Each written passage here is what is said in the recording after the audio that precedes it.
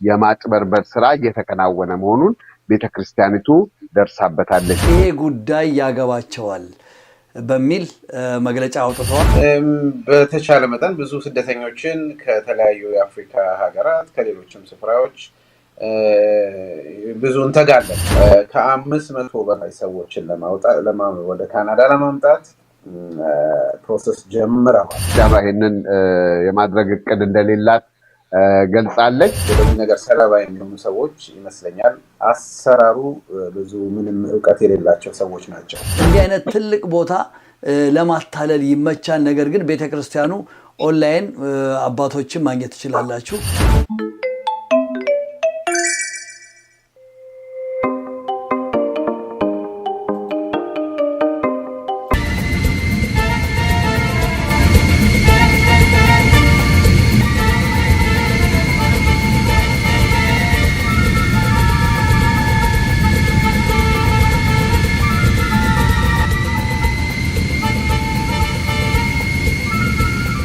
ሰላም ጤና ይስጥልን። በያላችሁበት የአክብሮት ሰላምታችን ይድረሳችሁ። ይህ ብርሃን ቴሌቪዥን እንግዳችን ዝግጅት ነው።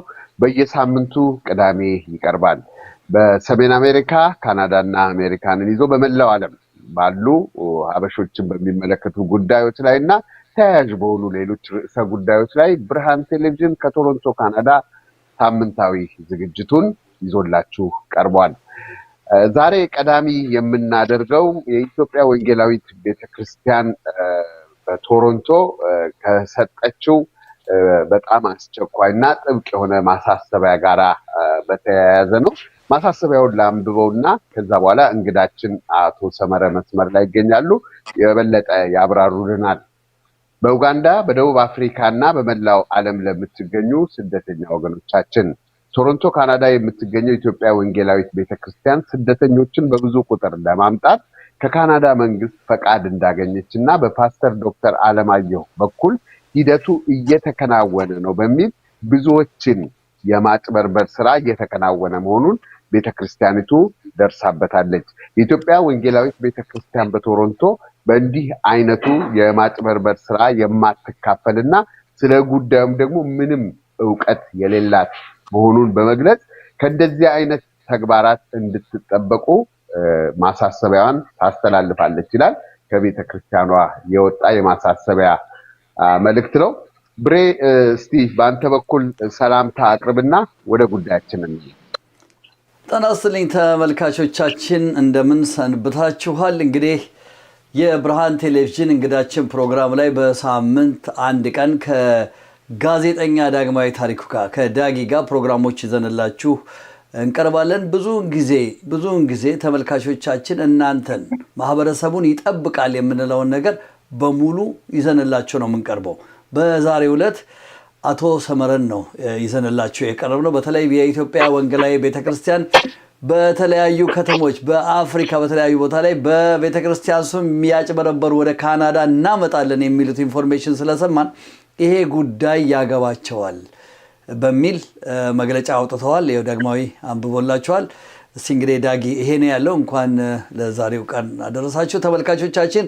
ሰመር ታይም ደርሷል፣ ተዝናኑ። ወደ ጉዳያችን።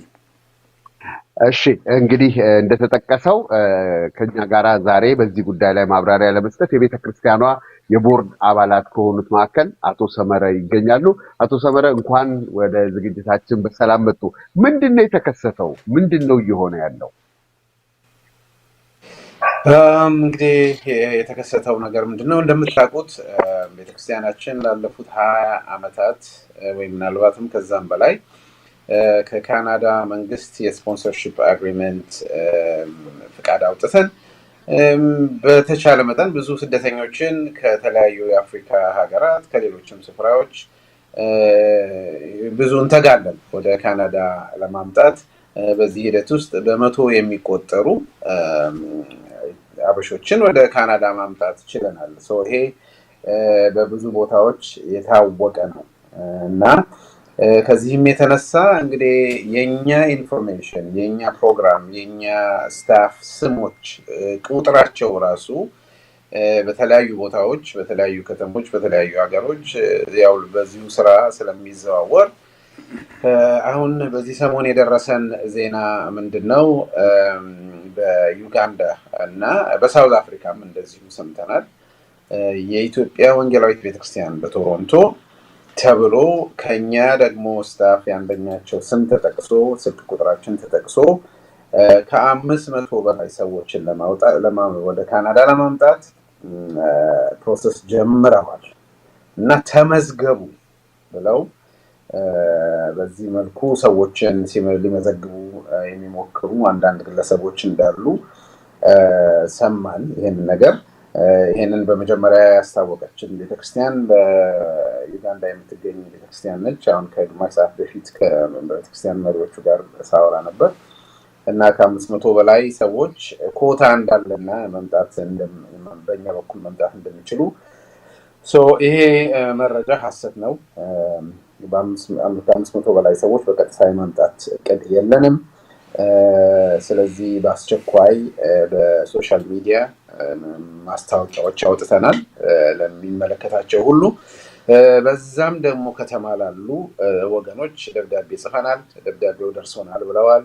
ያንን ደግሞ ባገኙት አጋጣሚ ሁሉ በሳውዝ አፍሪካ እና በዩጋንዳ ይሄንን ኢንፎርሜሽን እንዲያሰራጩ አድርገናል። ይሄ ነው ያለው። ፌስቡክ ላይ ባለው ገጻችን ላይ ይህንን ነገር አውጥተናል። ምናልባት ዛሬ ከሰዓት ደግሞ በዩቱብ እና በሌሎችም በቪዲዮ መልኩ ደግሞ እናወጣለን ማለት ነው። በጣም እናመሰግናለን አቶ ሰመረ። እንግዲህ ቤተክርስቲያኗ ይሄ ቤተክርስቲያኗ ተግባር አለመሆኑን ወይንም የቤተክርስቲያኗ ይሄንን የማድረግ እቅድ እንደሌላት ገልጻለች። እንደው ይሄንን እንደዚህ አይነት ነገር የሚደርሳቸው ሰዎች ወይም ወደዚህ የሚመጡ ሰዎች ሊያደርጉ የሚገባው ጥንቃቄ እንደው ለምሳሌ ደውሎ በመጠየቅ ሊሆን ይችላል፣ በአካባቢ ያሉትን የቤተክርስቲያን መሪዎችን ስለዚህ በማሳወቅ ሊሆን ይችላል። ምን ማድረግ ይጠበቅባቸዋል? ምናልባት አሰራሩን በመጠኑ መረዳት ይኖርባቸዋል ብዬ አስባለሁ።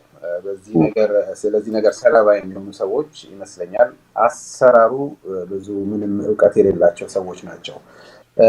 መቼም ቢሆን በቀጥታ ከዚህ ሆነን እዛ ያሉ ሰዎችን ስፖንሰር አድርገን እናምጣ የሚል ፕሮሰስ የለንም። ቲፒካሊ ፕሮሰሱ እንዴት ነው የሚሆነው? እዚህ ስፖንሰር የሚያደርጋቸው ነው የሚገኘው። መጀመሪያ ከቤተ ክርስቲያን ጋር አብሮ የሚሰራ የነዛ ሰው ወንድም ሊሆን ይችላል፣ ወይም ዘመድ ሊሆን ይችላል፣ ወይ ጓደኛ ሊሆን ይችላል እና በዛ ሰው አማካኝ ነው ቤተ ክርስቲያን ስፖንሰርሺፑን ወደ ሰዎቹ የምትልከው እና በቀጥታ ስፖንሰር አድርጋ አታውቅም ቤተክርስቲያናችን። ሁሉ ጊዜ አንድ ኃላፊነት አብሮ የሚወስድ ሰው አለ እና ሌላው ደግሞ እንደዚህ በጅምላ አሁን የሰማናቸው ቁጥሮች 500 ሰው ለማምጣት የሚባል የጅምላ የሆነ አሰራር የለንም። እነዚህ ነገሮች መገንዘብ ይኖርባቸዋል። ምናልባት በእኛ ቤተክርስቲያን በኩል እንግዲህ የሚሰጠን ኮታ የተወሰነ ነው። በአመት የተወሰነ ነው የሚሰጠን፣ 20 30 ሊሆን ይችላል። እነዛ ደግሞ ፕሮሰስ ከዚህ እንጀምርላቸዋለን እና በእኛ ሳይድ እንግዲህ እድለኛ የሆነ ወይ ወንድም ይኖራል፣ ወይ ዘመድ ይሆናል፣ ወይም ጓደኛ ሊሆን ይችላል። እሱ ነው የሚያሳልጥላቸው ስራው። ያ ሰው ነው የሚያሳልጥላቸው ስራው። የቤተክርስቲያን ዋነኛ ሮል ኃላፊነቱን መውሰድ፣ ከመንግስት ጋር ጉዳዩን መጨረስ እና ሰዎቹ የሚመጡበትን መንገድ ማመቻቸት ነው እና ቁልፍ ሚና ነው የምትጫወተው ቤተክርስቲያን። ነገር ግን ደግሞ እንደዚህ በጀምላ የሚል ነገር የለም እና ከአካሄዱ ከራሱ ገንዘብ ይችላል። ከአካሄዱ ከራሱ ይሄ ነገር ልክ እንዳልሆነ አሰራሩን በማወቅ መገንዘብ ይችላሉ ብዬ አስባለሁ። በጣም እናመሰግናለን አቶ ሰመረ። ብርሃኑ የምትለው ነገር አለ? እናጠቃልና እሳቸውን እንዲሸኛቸው። እሺ አቶ ሰመረ፣ በቅድሚያ በድጋሚ ከልብ ነው የማመሰግነው። እንግዲህ ተመልካቾቻችን እናንተን ለማሳሰብ ለማስገንዘብ ነው ወደዚህ አቶ ሰመረም የመጡት። በተለያዩ ቦታ እንደዚህ አይነት ሙከራዎች ይደረጋሉ። እንደ ብርሃን ቴሌቪዥንም በቤተ ክርስቲያን ስም በሃይማኖት ስም በተለያዩ ኬዞች ማህበረሰቡን የሚያታልሉ ሰዎች ስለበዙ በጣም እንድትጠነቀቁ እንጋብዛለን። ዳጊ ሌላም ኬዝ አለ እዚህ ከተማ ውስጥ የሃይማኖት መሪ ነኝ ብሎ የሰው ብር በልተው የመጡና ጉዳዩን እያረጋገጥን ወደፊት ጉዳዩን ለሚዲያ ገባት ልናደርሰው እንችላለን። ይሄ ነገር ፊክስ ካልሆነ ካልተስተካከለ እንዲህ አይነት ሰዎች አሉ። እኛም እንደ ብርሃን ቴሌቪዥን ለማሳሰቢያን በማንኛውም ቦታ ምዝገባ አለ ስትባሉ ዝም ብላችሁ ገንዘባችሁን ከመርጨት ይልቅ አሁን ጉግል አለ፣ ቴክኖሎጂ አለ። ራይት አዌይ ቤተክርስቲያኑን ማነጋገር ትችላላችሁ። በተለይ ዛሬ አቶ ሰመረ የመጣበት ቤተክርስቲያን በዚህ በካናዳ በጣም የፕሮቴስታንት ቤተክርስቲያን ማርካም ላይ በጣም እጅግ በጣም ትልቁ ቤተክርስቲያን ነው። ብዙ ኢትዮጵያኖች የሚሳተፉበት ነው። ብዙ ኤርትራኖች የሚሳተፉበት ነው። እንዲህ አይነት ትልቅ ቦታ ለማታለል ይመቻል። ነገር ግን ቤተክርስቲያኑ ኦንላይን አባቶችን ማግኘት ትችላላችሁ፣ መነጋገርም ትችላላችሁ። ታስታውሱ እንደሆነ በዚህ ልዝጋና አዲስ አበባ ውስጥ ኢንፎርሜሽን ደርሶኝ በፕሬዚዳንት ስም ፊርማ ወደ ካናዳ ወስዳለሁ ብሎ ብር የሚበላ ሰው ነበር። መልኩ አይታይም፣ ኦንላይን ነው ብር የሚበላው። የብዙ ሰዎች ብር ይበላል። ስለዚህ ተጠንቀቁ እላለሁ። አቶ ሰመረ እንደው ለጊዜዎት ከልብ አመሰግናለሁ።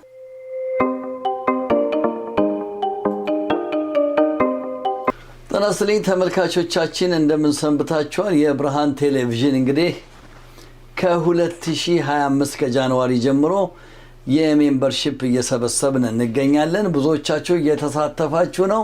እንግዲህ እንድትሳተፉ ደጋግሜ እጠይቃለሁ። ብርሃን ቴሌቪዥን ለ14 ዓመት በላይ እናንተን ሲያገለግል ያለ ሚዲያ ነው። እንግዲህ በተለይ በአሁኑ ሰዓት አንዳንድ ሰዎች ትንሽ እንዳትዘነጉ ብዬ ለማስታወስ ያህል ነው እንጂ ብዙዎቻችሁ እየደወላችሁ እየሰጣችሁ ነው።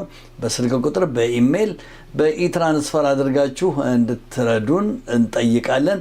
ብርሃን ቴሌቪዥን ከዚህ ከቶሮንቶ ካናዳ።